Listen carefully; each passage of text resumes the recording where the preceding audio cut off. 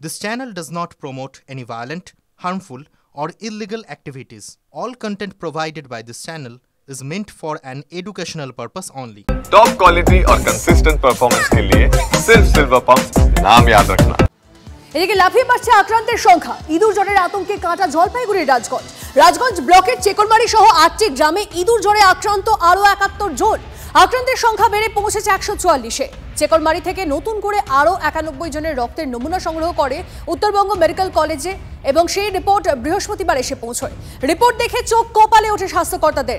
দেখা যায় ৯১ জনের মধ্যে ৭১ জন লেপ্টোস্পাইরোসিসে আক্রান্ত। নতুন করে আরও একজন স্ক্রাব টাইফাসে আক্রান্ত। এই নিয়ে স্ক্রাব টাইফাসে গত ২ দিনে আক্রান্ত ৩ জন।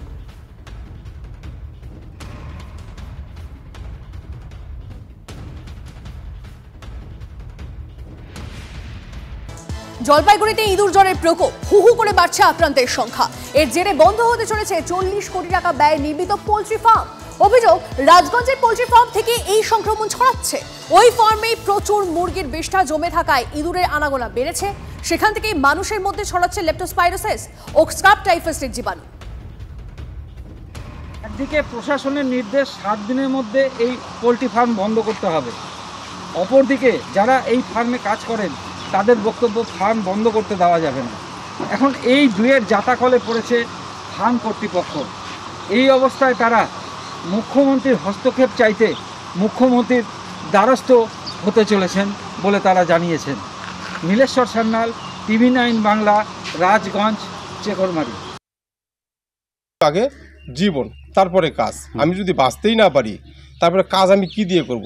আমার মৃত শরীর তো আর কাজ করতে যাবে না। এটুকু অন্ততপক্ষে বুঝতে পারবে আগামী দিনে যারা বলছে যে কাজ কোথায় পাবো।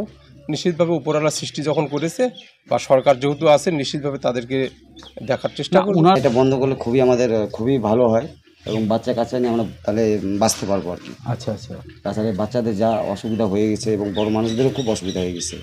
আর এর যে গন্ধটা এখন মতো সেই গন্ধ আসতেছে। প্রশাসনের নির্দেশে এই ফার্ম বন্ধে কার্যত মাথায় হাত শ্রমিক থেকে শুরু করে ফার্ম কর্তৃপক্ষের। জেলা প্রশাসনের নির্দেশে খুশি গ্রামবাসীরা, কিন্তু হতাশ বণিক সভা এবং ফার্ম কর্তৃপক্ষ। সিদ্ধান্ত বিবেচনার দাবি নিয়ে মুখ্যমন্ত্রীর দ্বারস্থ হবেন তারা। না করলে কি করে খাবো? আচ্ছা, তো তোমরা কি চাও?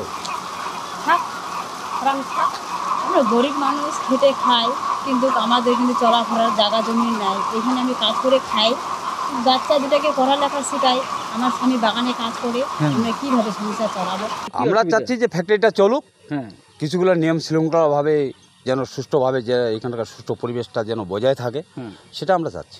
এইখানটা ১৭০ থেকে ৮০ জন লেবার কাজ করে, সব নোকাল লেবার কাজ করে।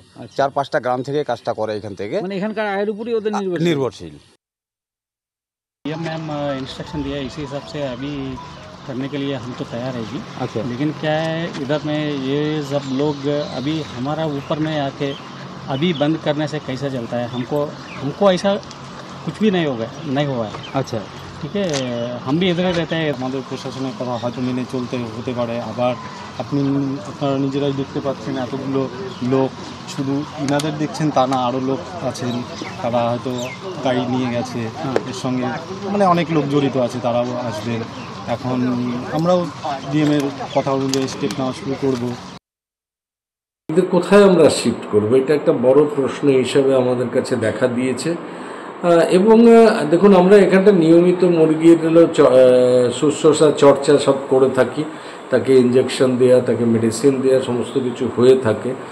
তো এই সমস্তর মধ্যে দিয়ে কোনো মুরগিবাহিত রোগ কিন্তু ডেভেলপ করেনি। এই মুহূর্তে আরো একটা ব্রেকিং নিউজ দিয়ে আপনাদের। শহর কলকাতায় ফের রেফার রোগের শিকার, কোনো সরকারি হাসপাতালে ভর্তি হতে না পেরে মৃত্যু ডেঙ্গি আক্রান্তের। এমনই অভিযোগ বেহালার অরিজিৎ দাসের পরিবারের। ১৩১ নম্বর ওয়ার্ডের গাবতলা লেনের বাসিন্দা অরিজিৎ দাস গত শনিবার জ্বরে আক্রান্ত হন। এসএসকেএম এ ভর্তি হতে ৫০,০০০ টাকা চাওয়ার অভিযোগ দালালদের বিরুদ্ধে। টাকা দিতে না পেরে অরিজিৎকে শম্ভুনাথ পণ্ডিত হাসপাতালে নিয়ে যায় পরিবার, সেখানেও মেলেনি চিকিৎসা।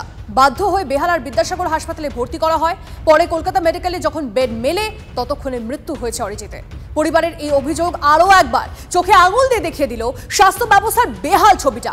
কবে মুক্তি মিলবে এই পরিস্থিতি থেকে প্রশ্ন উঠছে। শুধু হ্যারাস হয়েছি ওকে নিয়ে।